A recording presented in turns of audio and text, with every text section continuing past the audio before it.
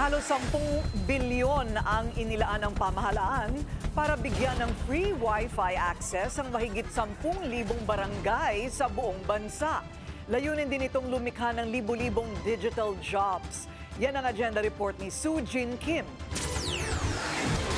Gagastos ng higit 9 billion pesos ang pamahalaan sa susunod na 3 taon para magkaroon ng libreng Wi-Fi sa 50,000 na public area. Dagdag ni DICT Secretary Henry Aguda na priority niyang maikonekta ang mahigit 10,000 mga barangay na anyay na pag-iiwanan. So this is our call to everybody. We're not catching up. We can leapfrog ASEAN in the next 3 years. In the next 3 years, we will be 1 or 2 in terms of connectivity and coverage, and maybe another 1 or 2 by affordability and speed. Kayang-kaya na yan. We will be at parity with everybody. Bago mag-2028, layunin ng DICT na ibaba ang gastos sa internet ng hanggang 50% gamit ang mas matinding kompetisyon at facility sharing sa mga telco.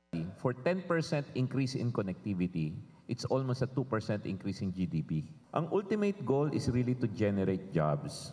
Yung statistics ko nga, di ba? Household income increases by 17%. Kasi pag connected ka na, marami kang digital jobs na pwedeng pasukan eh. Wina-welcome naman ng mga telco ang wish na ito, kabilang ang Globe, Converge at PLDT Smart. That's a good projection, and I think we all love to have that CapEx and OpEx go down, right?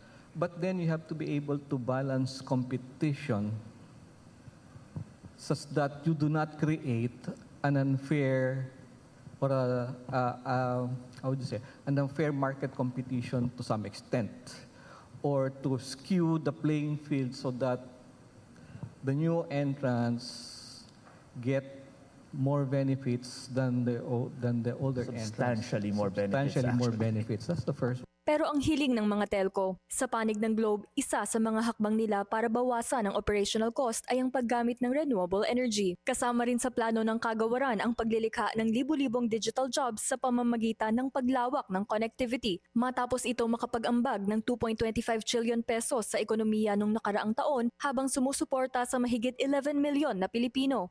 Now, in 2030, our aim is to make the digital sector contribute 5 trillion to the economy. Samantala, tiniz na rin ni Secretary Aguda ang pagdating ng drone deliveries. Pinag-aaralan na ng DICT ang paggamit ng drone para sa inter-island deliveries ng mga parcel. Para sa agenda, Soo Jin Kim, Billionaire News Channel.